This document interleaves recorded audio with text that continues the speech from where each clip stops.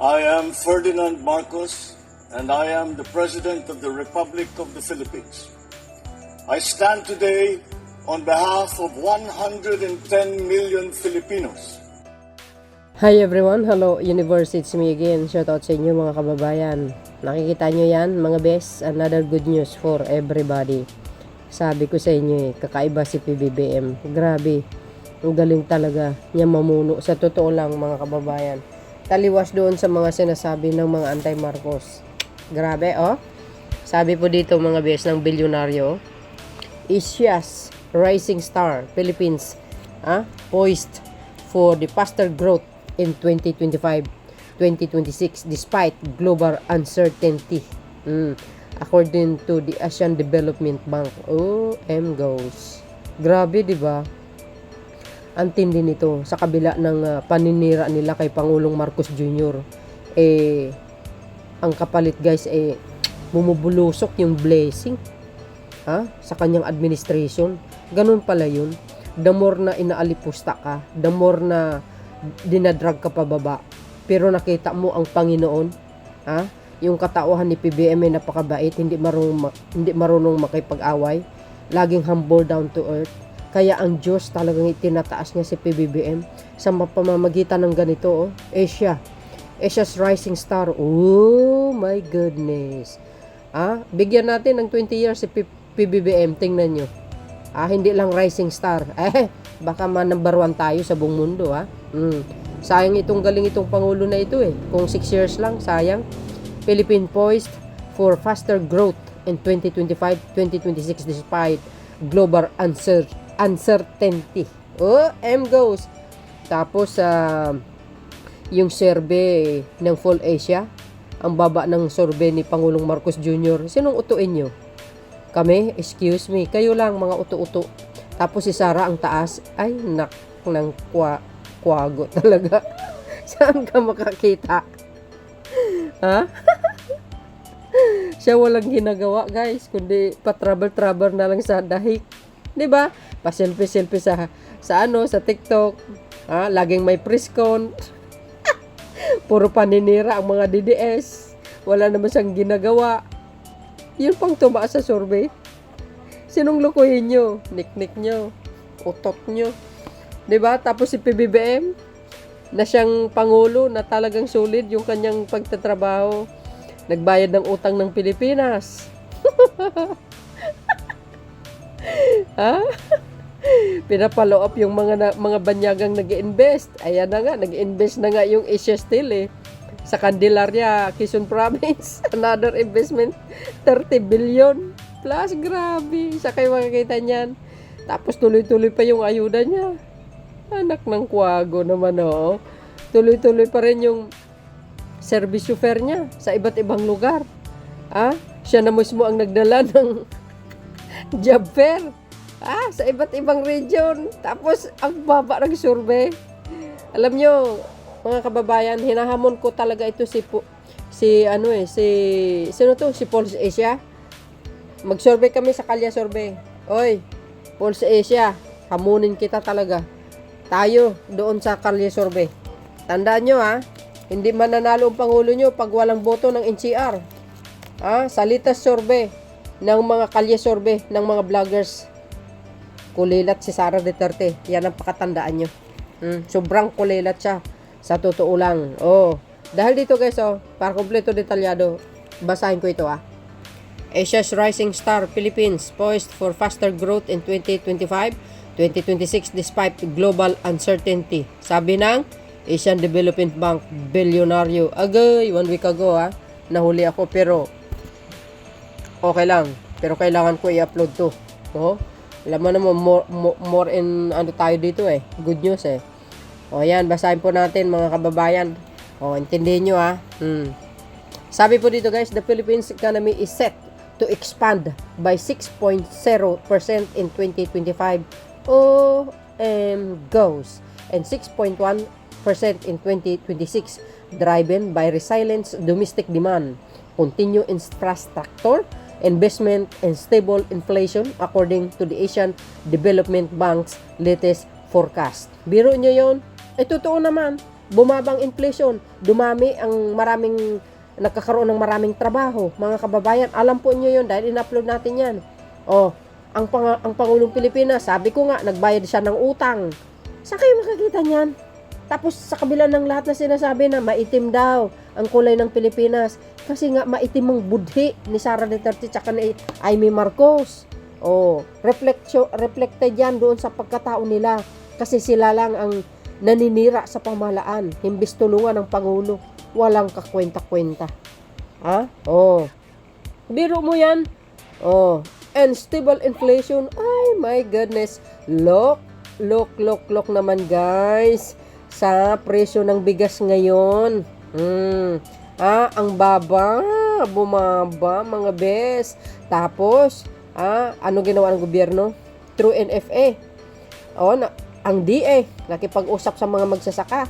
Ang gobyerno nang bumili. Magkano? Ang dry? 29 to 30 per kilo. 'Di ba ang laking, ang laking kaginhawaan yan?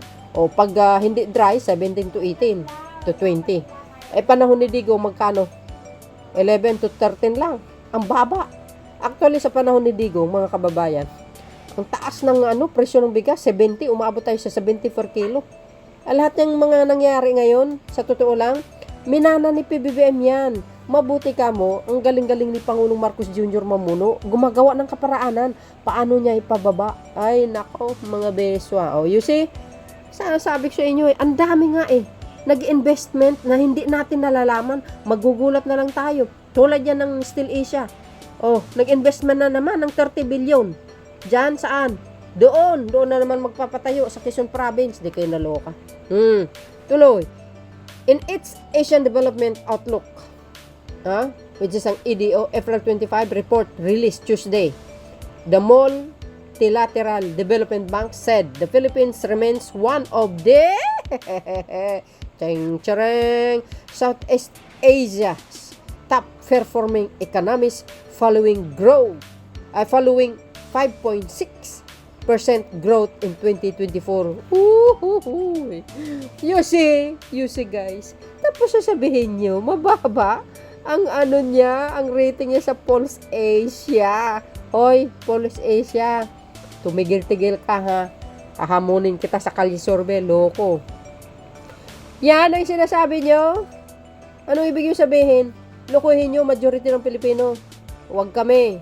Huwag kami. Kasi, 90 billion plus or 99%. Correct me if I'm wrong. Lahat ng Pilipino may mga cellphone yan. So, ibig sabihin, alam nila ang takbo ng ekonomiya sa bansa na ito. Hoy, nanonood sila sa balita. Di ba? Tingnan nyo naman. Di ba? Sasabihin natin, congratulations sa mamamayang Pilipino. And of course, sa Marcos administration. Lalo na po ang pinuno ng bansa. Kung hindi dahil sa kanya, hindi natin maabot yan. Kayo talaga, You see? Anong sinabi? Sabi, the Multilateral Development Bank said, the Philippines remain one of the Southeast Asia top performing economies following 5.6% growth in 2024. You see guys? You see? Pag ganito, ang pinuno ng bansa ay nakafocus lang doon kaysa sa mga paninira.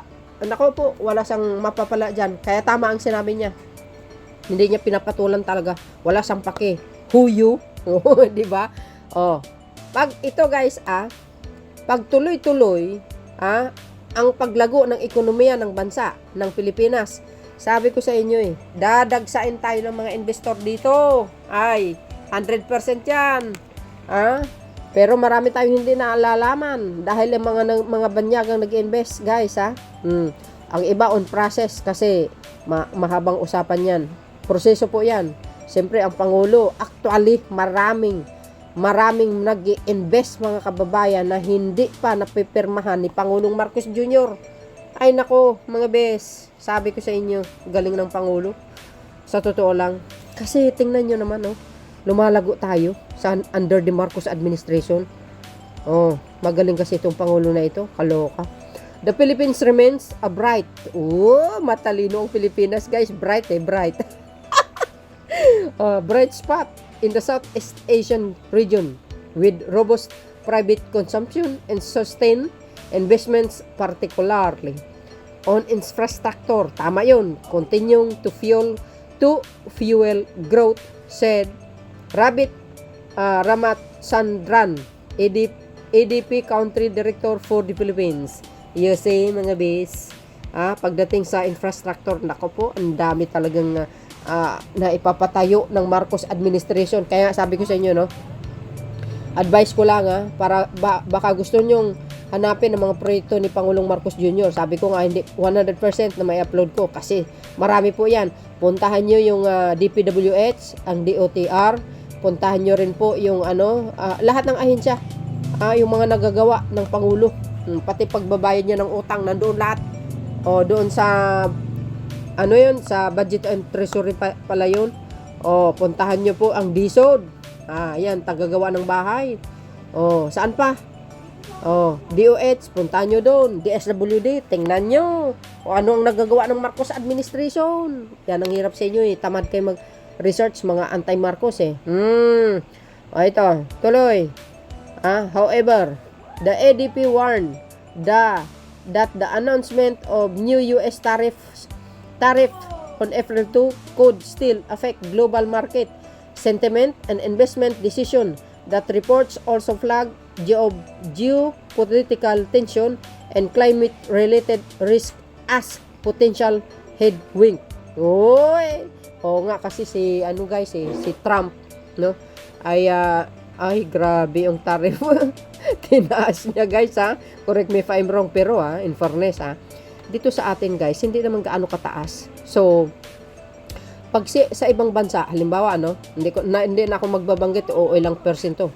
Pag sa ibang bansa, mas malaki ang tariff niya doon, ang porsyento. Tapos sa Pilipinas ay mababa. Sa palagay nyo kaya, yung ibang mag-i-invest, siyempre tatakbo sa atin. Kasi mas mababa dito ang ang porsyento ng tariff, di ba? Correct me if I'm wrong. Tulad niyan, itong balita ng bulyonaryo. Di ba? Isa sa pinaka one of the Southeast Asian mabilis sa pag-grow ng ng ekonomiya, paglago there's a possible, mga kababayan, pag mababa ang tariff natin, baka dagsaan tayo ng investment dito, guys. Malaking katulungan yun. Parang sa atin siguro hindi na tayo mag-alala, di ba? yung ibang bansa, mga kababayan, nag-aray. Mataas yung tariff sa kanila. Naloka ako. Okay, dito si President Trump. Well, I think, guys, there's a reason siguro kaya niya ginawa yun. Alam nyo, sa totoo lang, Amerika, tingnan nyo naman, guys, sa yung isang lugar, parang mga zombie. Tingnan nyo naman, mga addict sila, noon sa man yan. Ano bang state ba yun? Philadelphia ba yun? Correct me if I'm wrong, basta yun na yun. So, tuloy. Sabi po dito, mga matatawa ako, guys. Totoo yun, kasi may napanood ako. Mahilig tayo mag-research, Kasi nga, kung mataas ang tariff na ipinataw ni Trump sa iba't ibang bansa, mga kababayan, na hindi tayo magkapareho baga, mas mababa ang sa atin, baka magsigtakbuhan ng mga investor dito sa atin. Mamaya, dagsaan tayo dito, guys. Kulang tayo sa manpower. Yan na naman ang problema. Pag nangyari yan, ito, guys, sa aking kaisipan lamang. Pag yan ang nangyari, dagsaan tayo ng mga investor dito sa Pilipinas. Ano ang mangyayari? Kulang tayo manpower. So, ang gagawin ni Pangulong Marcos Jr., pauwiin niya lahat ng OFW. Para dito na magtatrabaho. Ano kapalagayan niyo, mga kababayan? There's a possible, Ito, yung thinking ko lamang. Well, anyway, sabi po dito, guys, ADP expect inflation to remain manageable and within the government's target range of 2.2%. Yes. 2.0%. Average 3.0% in both 2025 and 2026. This is supported by the stable oil prices and easing food inflation particularly for rice. Ay, nako. Alam nyo, pag bumaba ang presyo ng bigas, ay, nako, masasabi natin, thank you Lord, to God be all the glory. Ay, nako, sabi ko sa inyo, bababa ang inflation, guys. At lalakas yung ating paglalago ng ating ekonomiya. Nako, sabi ko sa inyo, yung mga teknik ni PBBM, yung mga diskarte niya, hindi kayang tapatan ng mga nakaraang pangulo ng bansa. Real talk tayo. Hindi kayang tapatin ang yung galing niya. Sus, ako, nahinayang ako dito. Pag matapos ang termino niya, sayang yung galing niya. Gagamitin niya sana ng gusto ko tuloy. With unemployment dropping to 4.3% in January 2025 from 4.5% the year before, 2024 yan. Along with wage hikes and steady remittance inflows, more Filipinos are likely to see an increase in household incomes which should help boost consumption. You see, yan nga sabi ko sa inyo tingnan mo, unemployment rate bumaba. Wow, di kayo naloka. Pababa ng pababa, parang spaghetti, guys. Hindi, totoo yun. Pag ito tuloy-tuloy, ay, nako, ewan ko na lang. Huwag na tayo magpalit ng Pangulo. Sa totoo lang, magwelga na lang tayo pag malapit ng 2028 na huwag natin pababain si Pangulong Marcos Jr. Kaloka. Di ba? Sabi sa inyo pag tuloy-tuloy ang pagbaba, itong presyo ng bigas, wala na. Magiging number 1 tayo. Tuloy. Sabi dito, guys, midterm election-related spending in May 2025 is also anticipated to provide a temporary boost to domestic demand. You see? Sabi po nila, guys, may nabasa ako, sabi nila, hindi daw sila magpapadala ng remittance. Bakit ang balita, mga kababayan? Ay, sinungaling talaga itong mga anti-Marcos. Sabi nila, hindi daw sila magre-remit. Bakit yung balita, mga kababayan, wala naman nakalagay doon? Tuloy-tuloy naman ang remittance ng OFW. Kayo talaga ginagawa nyong BOB ang mamamayang Pilipino. Niluloko nyo kami, Kala nyo maniniwala kayo, utot nyo, mga DDS, OFW, Huwag kayong ganyan. Natatawa ako sa inyo talaga, yung mga kasinungalingan nyo rin, no? Mana kayo kay Canora. No. PBBM pa. Hindi kawalan pag hindi kayo nag-remittance. Kawalan ng pamilya nyo yan. Hindi, totoo yun. The easing of foreign ownership restriction in key sectors, including renewable energy, telecom, shipping, and infrastructure, is expected to attract new investment and create more jobs. Meanwhile, skill development and labor market programs will support workforce resilience. Tama po yun, mga kababayan. Tandaan natin, ang investment, isa sa nagpapalago ng ekonomiya natin. Bakit kanyo, mga kababayan? Yung mga nag-investment, siyempre, ang mga Pilipino, mga besa, talagang nagkakaroon ng trabaho sa pamamagitan ng investment. Magpapatayo sila ng planta, like for example, di ba? So, kailangan ng manpower. You see, mga bes, pag maraming nagkakaroon ng trabaho, less poverty yan, mga besya, sa totoo lang. Yung mga nagsasabi na, nagugutom ang Pilipinas, naratibo ng mga dilis yan. Sila lang yun, guys. Gawa-gawa ng istorya para lang manira sa Marcos admin. Tapos sasabihin nila, kurakit daw yung GAA. Ay, sus, Mariusip. Utot nyo, lukuhin nyo yung mga lula nyo, wag kami. Kayo talaga, Sino lulukuhin nyo? Kami? No! Hindi nyo kami kaya. Maraming pro-government na political content creators na nagsisiwalat ng katotohanan. Mostly, lahat yan. Pro-government na political content creators, kasali na ako doon. Lahat yan, puro legit ang mga content nila. Walang fake news dyan. Public spending will remain a key growth Oh, yes. Oh, drivers with the 2025 national budget rising 9.7%, about one-third of expenditure will go to social services including education, healthcare, and food subsidies. Ayan. ADB is supporting flagship programs such as the Pantawid Pamilya Pilipino program and the Walang Gutom Food Voucher Initiative. You see? Yes. Mga sinungaling kayo talaga yung mga survey nyo, ah. Ah? Kala nyo, utuin nyo yung survey na bumaba ang rating ni Pangulong Marcos Jr. Ay, walang kwenta yung survey nyo. Oy, o, di ba? O, tuloy natin.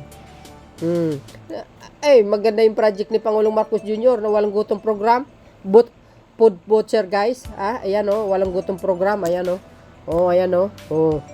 Ah, tsaka yung Pantawid Pamilya Pilipino, anak ko, talaga naman, tuloy-tuloy yung mga ayuda ni PBBM. Huwag nyo nang pakialaman ang kanyang mga magagandang programa. Tumahimik kayo, oy. O, di ba yung walang gutong program sa Pasay? Ah, nako, dagsaan everyday yan. At maraming salamat din sa mga private sector na sumusuporta na nagbibigay ng budget. Oh, Jesus Maria Joseph, guys. Itong walang gutong food voucher initiative, walang gutong program. Ay, mga kababayan, dito sa ano, 'di ba, yung walang gutom kitchen, yung walang gutom program kitchen, ay ato guys, lalagay sa buong Pilipinas. Abangan po natin 'yan. O, tuloy. Infrastructure spending is projected to be sustained at 5.0% to 6.0% of GDP, in line with the administration priorities. Major ongoing projects include the Malolos-Clark Railways, South Commuter Railways, and the Bataan-Cavite Interlink. Oh, yan na. Ayan na. Very exciting ito, guys, ha. Uungusan niya lahat ng tulay sa buong kapuluan ng Pilipinas. Makikipaglaban ito sa buong mundo, guys. Pangalawa ito, eh. Itong Bataan-Cavite Interlink Bridge na ito. Matatalo niya, guys, yung tulay ng papa niya, si San Juanico. Oh, tuloy. Built as one of the world longest bridges upon completion. Goes. Yung ito, guys, mamaya pakita ko sa inyo yung i-upload ko itong Malolos-Clark Railways. Ay, maganda ito, guys. Matindi ito. Maganda. Another project ito, guys. ADB, which has supported Philippines development efforts since 1966. What? Said it remains committed to helping the country pursue inclusive and resilience growth through strategic financing, technical assistance, and institutional capacity building. Asian Development Bank. Ay, grabe, ang tagal na pala itong kasamahan na nagsusupport sa ate, si ADB. 1966. Guys, hindi pa ako pinanganak itets.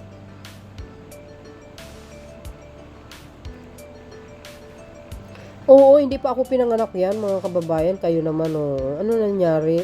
Ang tagal pala natin na magkasama ni EDB. Diba? Sosyalin. Kaya magpasalamat tayo sa EDB na talagang fully supported sa mga, pangangailangan ng Pilipinas pagdating sa mga finance na yan. Mga financial baga. OMGs. Ay, guys, abangan po natin itong Cavite Interlink at saka yung yung mga ibang proyekto ng Pangulo. Magagandang programa. Try natin i-upload lahat. I try my best what to do my best. What is the best for this country? Sabay ka doon, guys. hindi man lahat na may upload natin kasi sangkaterba yan, oy. Kaya nga sabi ko, pumunta kayo sa mga page doon. Pero, ang iba kasi, hindi na makakapunta doon. Busy. Sa akin na lang nanonood. Kaya, thank you very much sa support, guys. So, yun guys, ang pinaka-latest updates ko sa inyo. Pag may kulang ako, dagdagan nyo, correct me if I'm wrong. Thank you for watching. See you again. Bye, and baboos. Don't forget to follow me, guys. Click the bell para lagi kayong update sa aking mga upload videos. God bless Philippines and happy Holy Week. Bye, and baboos.